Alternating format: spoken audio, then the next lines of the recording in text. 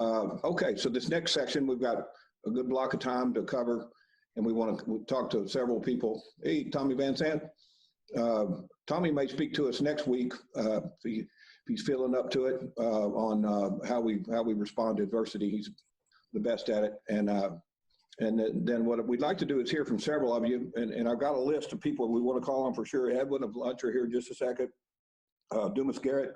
So I think I said I'd call him Dumas first because of his schedule, and then Micheael Iseman with AcreTrader, and then I want to ask Paladino if he wants to say a few words, and then Dan and Shannon are going to cover a little nugget or two on logistics. They're the pros there, and Jeannette, if you have anything to update on the council from the council, I'd like to ask you. That's a lot of you, but everyone's welcome to talk. But I see Bruce Dunn on the calls. I remember Dr. Joe's sharing with him, he could potentially do a socially distanced run and have the longest evolving run, and ever. Maybe he could get the Guinness World Book record or something about that. Yeah. But Bruce, when I think of you, I worry about you a little, and I would say to you, we would invite you to come. We'll gather some people to process your business, just see if we can help you. Brainstorm about some ideas, and we put a group of leaders together to be with you for an hour if you'd like to do that. I appreciate that, Tim. I'm gonna have to run. My wife just got knee surgery, but thank you very much. Yeah. I was putting time out, so I had to write my company name several times on the chalkboard. Yeah, well, I see. Yeah, well, let us know if you want to do that. We'll put something together and schedule a time. Okay. Thank you so much, Tim. Okay, you bet. Dumas Garrett. Is the statute of limitations over on that when you asked me to play in the Hoop Fest and I blew out my Achilles tendon, and I think Steven Z. Is Dumas still there? There he is up at the top. Dumas, take it away. You're muted right now. Yeah, there we go. So, yeah. Dumas has the waffle makers. He's a manufacturer of probably the best waffle you have in Walmart. So look for the waffle maker. Great company, great leader, Dumas Garrett. It's been an interesting time for us. So we have not shut down at all. We've sort of gone through the hoarding phase of March, the rebalance phase of April, and now we're into this. What's the new world look like? And that's the hard part, is how do we balance? What does this whole thing look like? How long do you continue to do extra sanitation? We quit bonuses last week. The business has gone to the most easily to forecast we've ever seen it, because Walmart traffic is consistent. So historically, we're in every Walmart across the country. Historically, Walmart traffic for us would be Friday up, Saturday up, Sunday your biggest day, Monday down, Tuesday down, Wednesday way down, a little bit of a bounce on Thursday. It's now Friday, Saturday, and Sunday are still up. Monday through Thursday is a straight line. I mean, they're literally, we've had weeks where you're within $20 day to day. At some point, they're going to go back to being more open and more restricted, but does the consumer change? So how is it going to affect the consumer? And ultimately, I think the biggest thing we're going to all face sooner rather than later is the serious inflation that I believe we're about to see. I mean, because there's no way around it. I mean, I just look at the additional costs that we've put into the business. There's some other costs that I haven't factored in for next year, but pretty much anybody who was an essential business offered some form of paid time off, whether you were doing it already or not. And I think that the hourly employee is going to come to expect it. And so that's weighing heavy on our planning for next year. And I know it's only the third week of May, but we're already having conversations about what does that look like and how do we deal with it and what's the balancing act. Every industry is different. Glad I'm not in the meat industry, because they clearly have gotten hammered. we have pretty much survived. We've run some shorts that have lasted longer than I would like, but and knock on wood, we haven't had a positive hit yet. I was on the phone with the CEO last week in Chicago. I said, don't call me at night. Just enjoy your beer. And he goes, I just need somebody to talk to. I mean, he was dealing with his first death in the plant because they're in a hot spot. So clearly going to be interesting times as we go forward. I think that as much as I'm tired of Zoom, there have been some positive things. I mean, we do a daily COVID meeting, and lately we haven't had anything to talk about. So I think it's made the team get a little closer because we sort of turned it into a casual 5-10 minutes of just around the horn. And it's how do you make something positive out of what we're going through? Because we're all tired of it. I mean, that's what Joe said at the beginning. 8 weeks seems like 8 years. I mean, this is, I think last weekend's the first weekend where I wasn't checking my phone about every 2 hours to see if something had happened. What's the new normal, and how do we get there quicker? That's what I'm struggling. Yeah, that's right. That's right. Well, thank you for that update. I'm glad you're progressing steady, at least, against all that. And you're right. Everybody's going to have some new costs they've got to somehow get financed in their income statement. So is Joe still on? Joe's still Joe? I did think of one question. So I'm on. It has not gotten much press, Joe. I've only found one article. The CDC yesterday took language, they changed the language, and they put some language on that said that, actually, let me pull it up, it's on this other page. It basically is saying that the virus is primarily or mainly spread through person-to-person contact, and is, quote, does not spread easily on contaminated surfaces. Your thoughts on that? Because honestly, I've hired 8 additional people that do nothing but wipe things down all day long. Yeah, Dumas, I think, again, the 8-week mark is just amazing to me that we've been in this for only 8 weeks. So we're starting to learn more about the virus. I do think some of the information about how long it can survive and on what type of materials we're going to start to get some more information on. Obviously the CDC yesterday, if they're putting that out, they've got some indication from somewhere that it may not be as able to stay alive, if you don't have a direct, contact with a respiratory droplet or something else. I would be cautious for the next couple of 3 weeks though, because sometimes, they may push something out that they get new information and it changes going in a different direction. I think over the next month, we will get a little better line of sight on how this virus acts. The stuff that I was sharing about the churches, we got an early indication at the prison. The church stuff was an early indication. I think increasingly, I was on a Zoom call yesterday with Nate Coulter and the Central Arkansas Library System, and they were like, well, how long do we have to keep the books?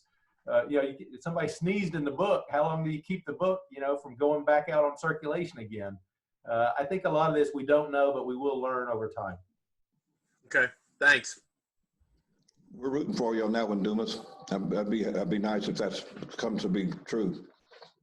Thanks for your comments.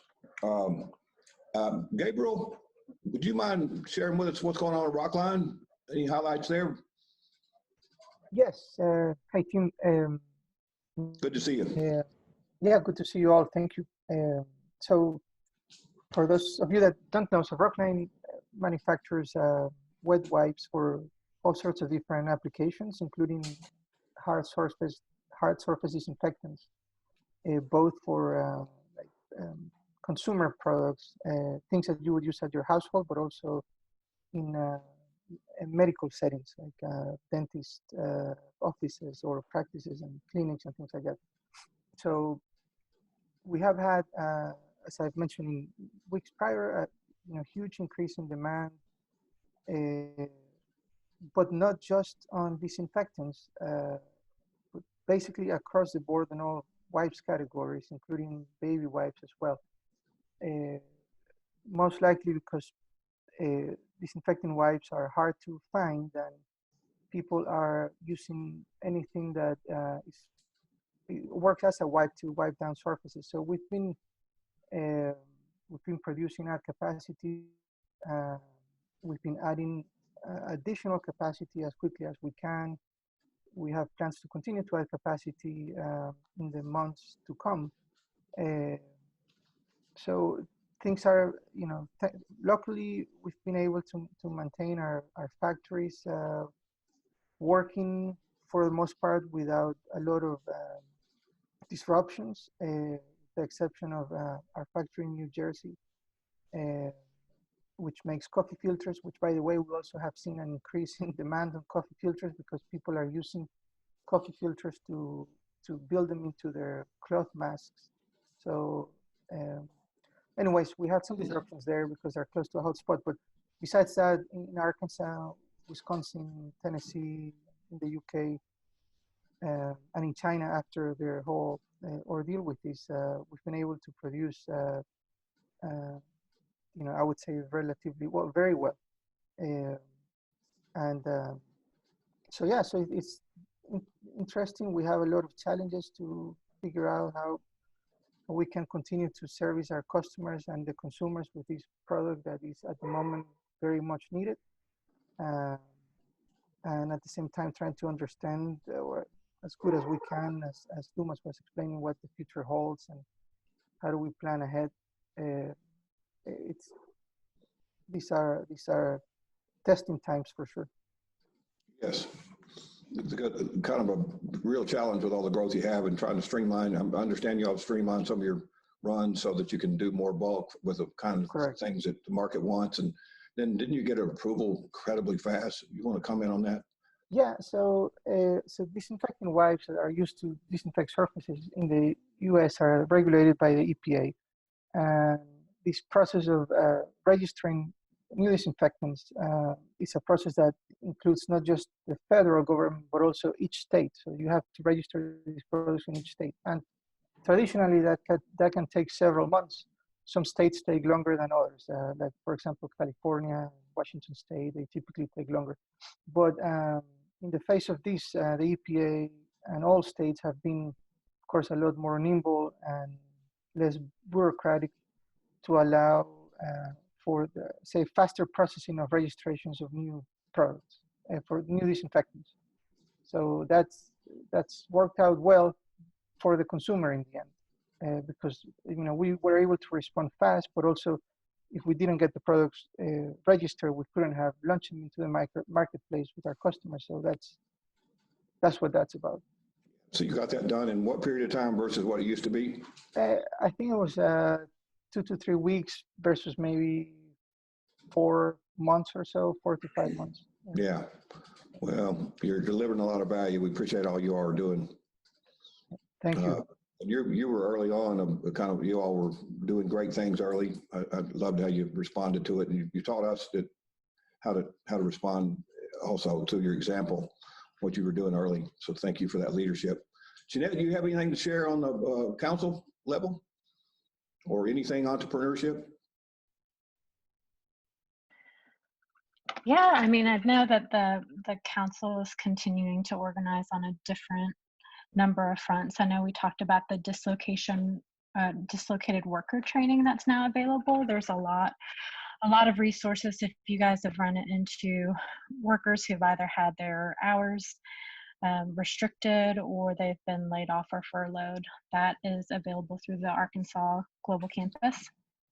And I'm happy to share that via chat. And then I don't know if you guys saw the announcement about the philanthropy that's been happening with the Walton Family Foundation and Jamie Hunt and others who have helped to be sure that we are in a good shape in terms of the PPE here in Northwest Arkansas. Beyond that, there are the Bridge Fund for the arts and cultural organizations. We're really trying to work hard on ensuring that the organizations that are the lifeblood of the community have access to the funds that they need to weather this, because as you've heard from all of us here, it's taking a lot longer. And as we learn more, we know that we have to kind of look at this in the long term in terms of recovery. So really trying to figure out, okay, what are ways that we can help small businesses and these nonprofit organizations sustain. I don't know if you guys saw the Arkansas 30-day fund. I know Jeff Amrine from Startup Junkie had posted it along with Meredith Lowry from Wright Lindsay Jennings, but that's a fund that is now available and taking applications for grants up to $3,000 that don't necessarily have to be repaid, but people can pay those forward. So I'm happy to share all those links here in chat momentarily. Great, please do. Yeah. Okay. Shannon and Dan Sanker. Shannon, why don't you share with us some of the information, a nugget or two on supply, consumer product behavior. Yeah, you bet. Thank you, Tim. I actually have a slide or two that might be interesting for the group. So I'm going to share my screen really quickly. You bet. Thank you. I think Dan is going to be talking about some things related to supply chain specifically. And what I would like to do is just talk about from the work that we do at my firm, which is working with brands, and a lot of the companies we work with are international focused, of what's happening international, what can we expect to happen in the U.S. So I'm going to take a little bit different approach and then turn it over to Dan. But we've all heard, can everyone see the screen? Tim, can you just nod if you can see it? Yeah, okay. So we really have two phases of supply chain disruption, which I think we've been hearing about and reading about, but how this is impacting consumer brands is that Western Europe, Asia Pacific are seeing a lot of delays in terms of agricultural imports. And you can see here on the left in terms of what this means from a regional standpoint. So North America falls somewhere in the middle of that. But what's happening from a production standpoint, and we're hearing this of the US companies, is range optimization. So what companies are doing because of delayed cross-border deliveries and delayment on raw materials is that range optimization is focusing on main SKUs and reducing new points of distribution. So just managing the business that's currently within the pipeline today is how suppliers and food companies are managing this. This is Euromonitor data that our firm gets with some of our international clients. So this is the global economic impact, similar to what I presented a couple weeks ago that most of the folks on the call heard about. The other piece that's happening is shifting food occasions, which is benefiting in-store retailing. So consumer food service and is certainly the winner, and institutional are both shifting to retail. And I think one of the biggest pieces is that this is from the CEO of General Mills. Nearly half of the Haagen-Dazs shops in Greater China were temporarily closed. In total, they saw a 90% decline in traffic in shops and substantial declines in other food service outlets in China in February, resulting in a significant reduction in Haagen-Dazs sales in Asia for the month.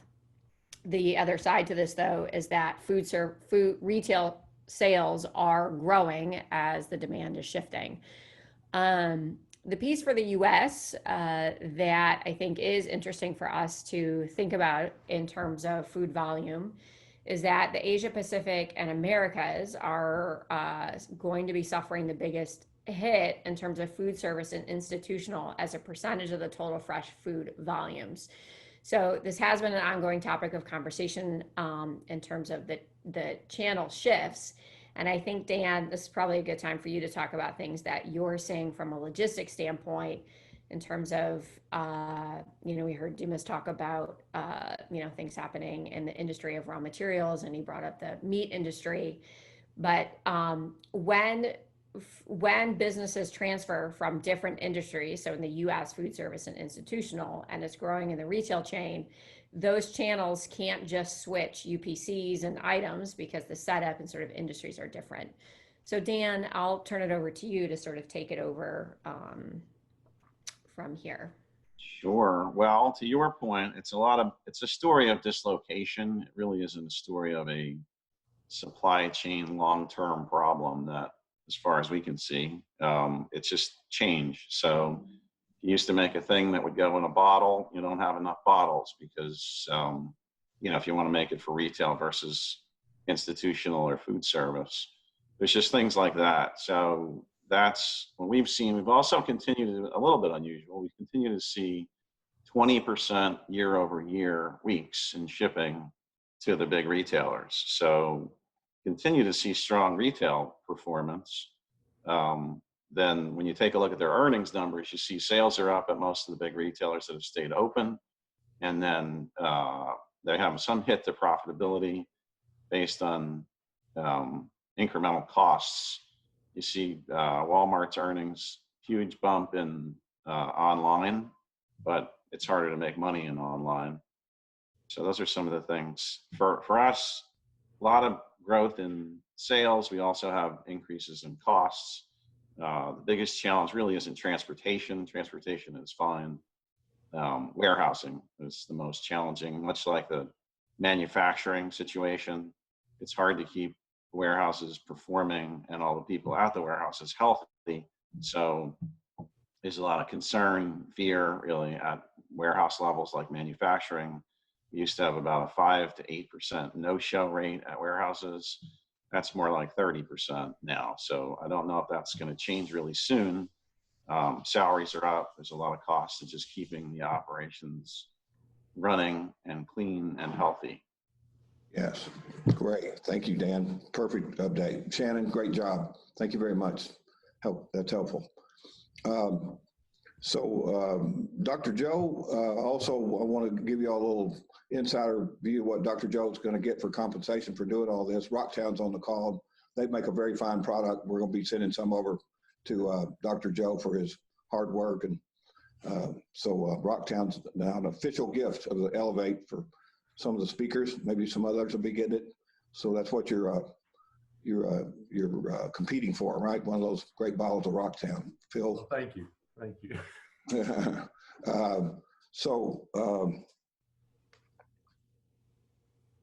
Edwin and Micheael, why don't y'all take about 5 minutes each, go a little deeper.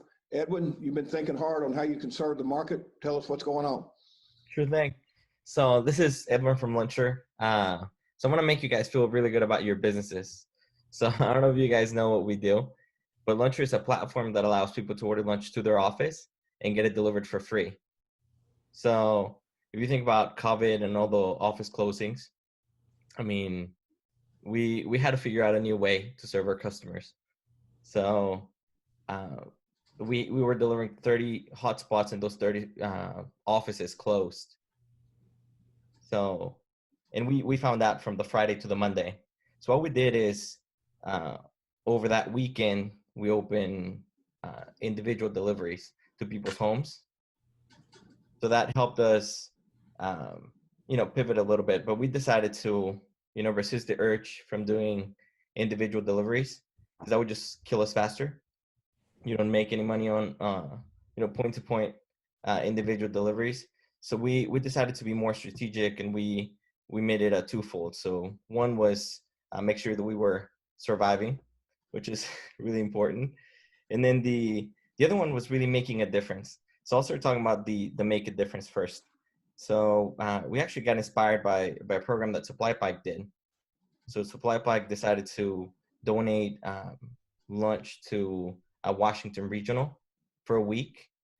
And we saw that, and we thought that was really interesting. So Tim from Elevate, TJ, Christine from Supply Pike, and I got together and started talking about how can we make a difference and how can we make it super easy for others to do the same thing, to just go and donate for first responders. So we've been working on some functionality within the website to make that super easy for companies. So that's been part of the making a difference, and we're going to have more updates over the next couple of weeks. We have the functionality on how to add credit. We're working on the contacts from the hospitals to make sure that we're able to do it efficiently and that we're actually helping them instead of just giving them more work. So, but we're super excited about that, and that's been a big thing for us. Just making a difference right now when a lot of people are struggling. So what we did on the other side, on more of the surviving, was we started to focus on the one. So we looked at an individual company that we could work with and see their needs. And KaiStream is a local company. They have about 140 employees, and they wanted to work with us. So what we figured out was a way for them to give credit to their employees, to do to buy their lunch. But something super interesting we've seen is that people are not just buying lunch for themselves; they're actually using it to compensate the lunch for their whole family. So they're buying food for the whole family. They're getting some credit off of that. So if they're spending $30 for the whole family, they're using their $20 credit, so it makes it a lot cheaper for them. It makes it pretty manageable. Something else we did is to help the other side of the platform, which is the restaurants. We started to look at those that were in more risk of closing. Because I don't know if you guys know, but about 25% of restaurants are not going to reopen. I mean, that's the current forecast. And here in town, I think it's going to be higher. So we're seeing somewhere along the 40% of restaurants are probably not going to reopen. So what we did is we started looking at restaurants that were at risk, and we did different programs. We started a Tamale Friday program with a food truck on 8th Street.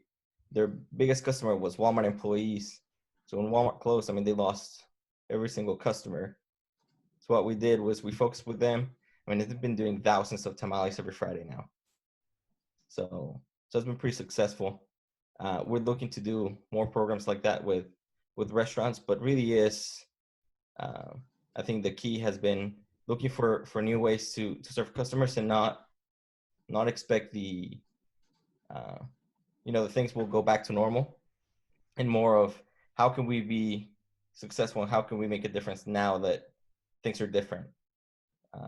And I mean, it's worked really well. We were up 32% from March to April with all the closings. So we're expecting to keep that up. But really, I mean, we can't do it without the community. So we've seen a lot of support from Elevate, a lot of support from Supply Bike, RevUnit. So something that I talked to Tim about is we wanted to give credit to the people that are on the call today. So we'll do that. We'll give everyone on the call some credit so you guys can try it out.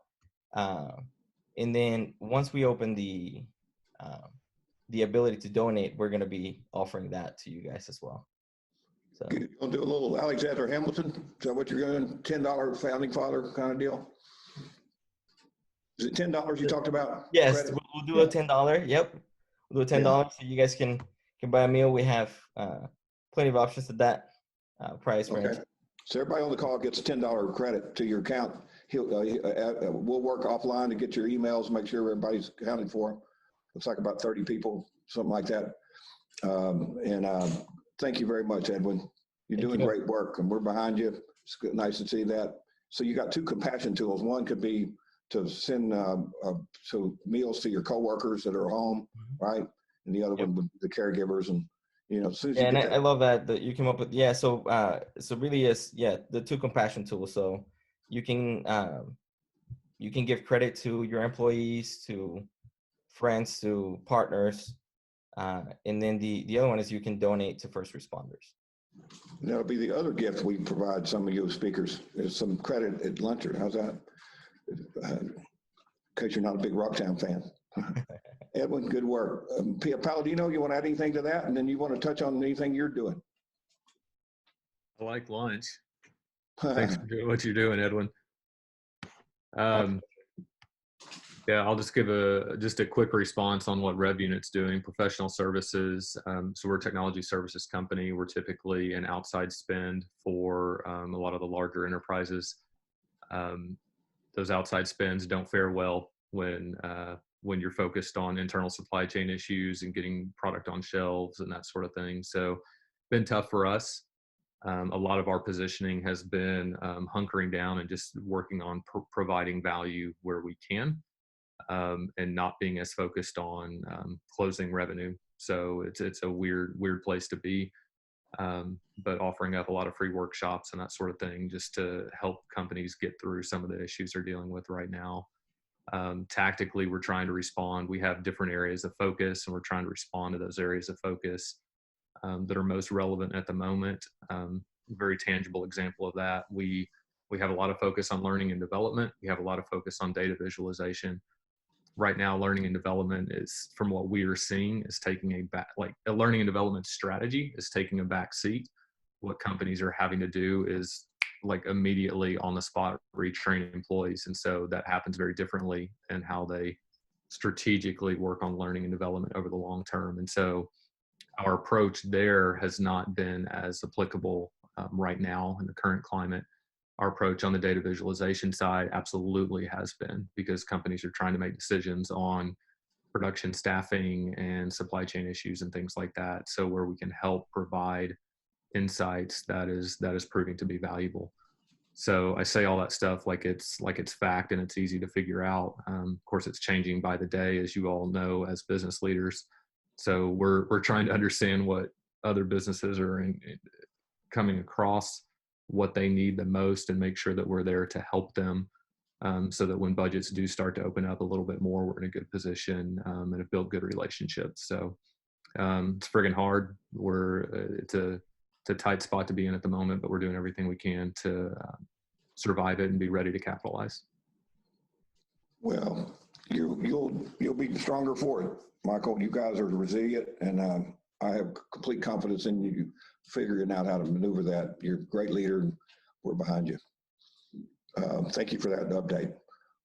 Micheael Iseman, AcreTrader, former associate of Elevate, one of the smartest guys around here. He's going to be a big investment guy someday. Tell us what you're doing, Micheael. Thanks, Tim. Yeah, thanks for including me in this, and it's fun to see a bunch of familiar faces and names. I'm getting like the opposite of homesick seeing everyone on here. So basically, AcreTrader is a crowdfunding platform for farmland, and so farmland's been a pretty strong asset class historically, just kind of steady up and to the right with both land appreciation, and then you can also rent a farm out to a farmer each year. So there's a steady yield, kind of similar to a bond allocation, but returns are a little bit higher. And then instead of par value at the end, you also have the principal plus appreciation at the end. And so to invest in farmland, even though it's been a great asset class, you typically have to know a lot of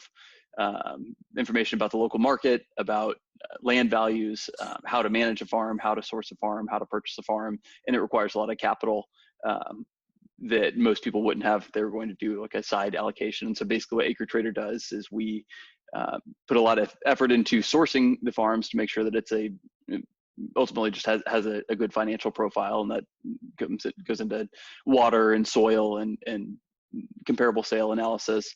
And then once we select a farm, we'll put it in an LLC and then sell shares of the LLC. So like a private placement offering where individual investors can make a small allocation in that one farm, and then AcreTrader handles all the management of the LLC and the farm to make it a really passive investment. And so give a quick thumbnail on AcreTrader as the company, farmland, and then some of the investment behavior that we've seen recently. But it was, I think, Friday the 13th of March that we decided to go work from home. It's a small team. Our development team was already remote, and so we took a lot of learnings from them. And the biggest one is just over communicate and always be aware if someone's waiting on you for something, because when you're not in the office to be able to say, hey Carter, I need a response on this, then you could, have 2-3 day delays for a 5 or 10 minute task. And so just over communicate and understand what is on your list that you owe to other people was the big kind of advice that the development team has shared with us. And we do daily stand-up calls every morning for 30 minutes, and then regular happy hours in the afternoon just to kind of casually debrief on the day and catch up on the things that you would have just soaked up in the office. And so that's been difficult, but it's worked really well. We're a little over 2 months into it, and so farmland, and the investment activity that we saw on the site as the market plummeted, and people saw their retirement accounts go down by 20-30%.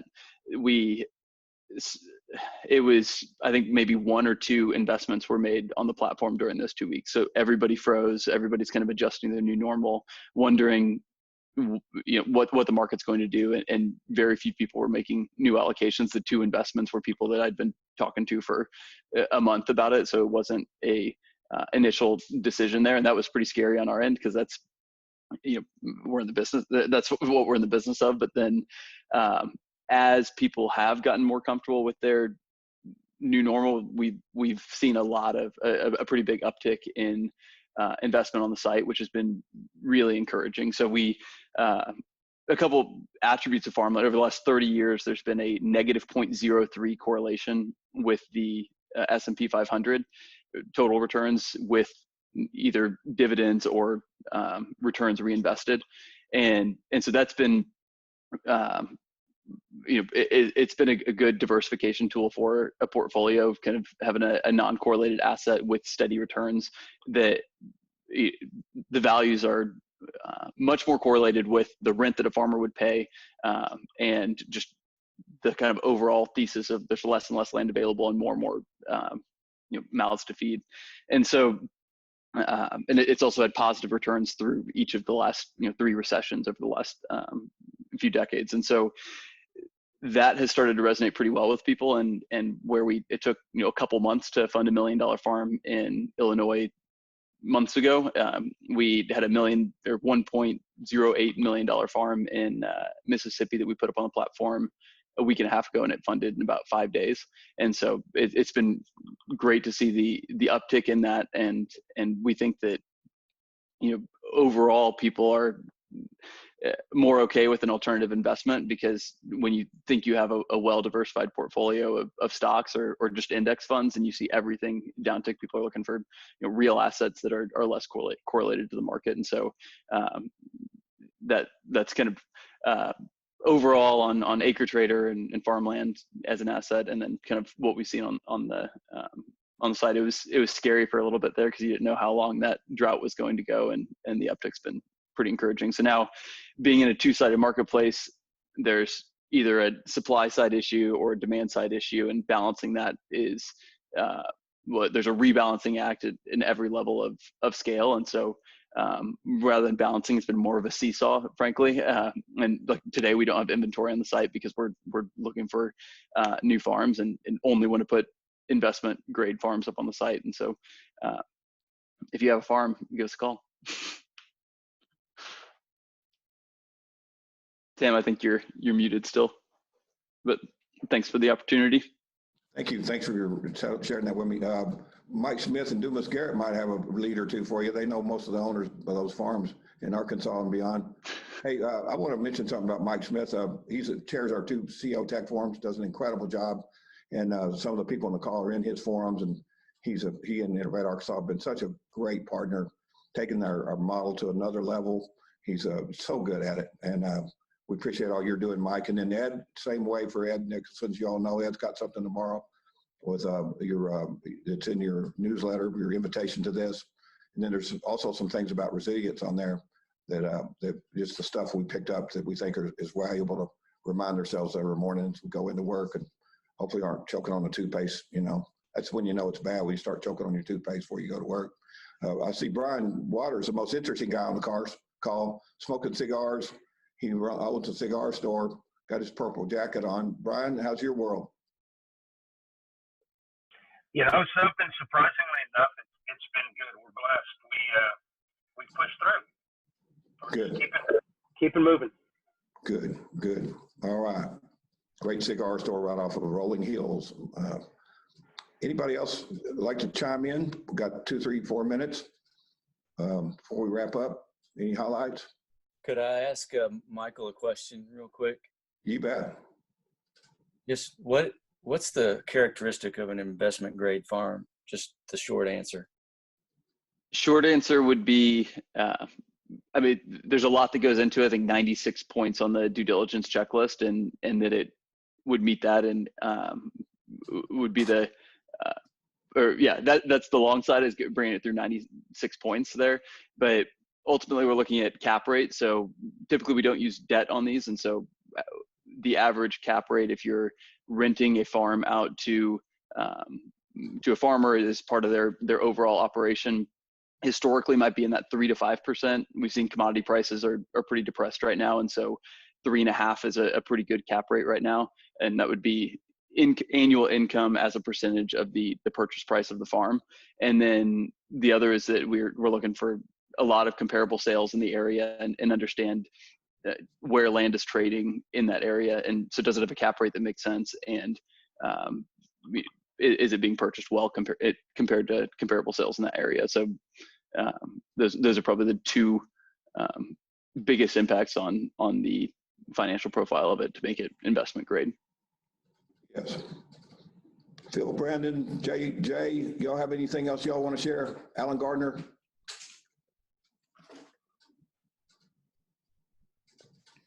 I'm good. Yeah, thank you. Okay. All right. So we'll wrap it up this morning. Thank you all very much, and I hope you enjoy your lunch. Think about lunch or sometime soon, and we're grateful that you were here today with us. Let me know if you got an idea on who you want to hear from. Okay, anybody that would help you get insight on how to navigate this world. We'll call them. All the way to Warren Buffett. Called him once. All right. Thanks, Tim. You bet.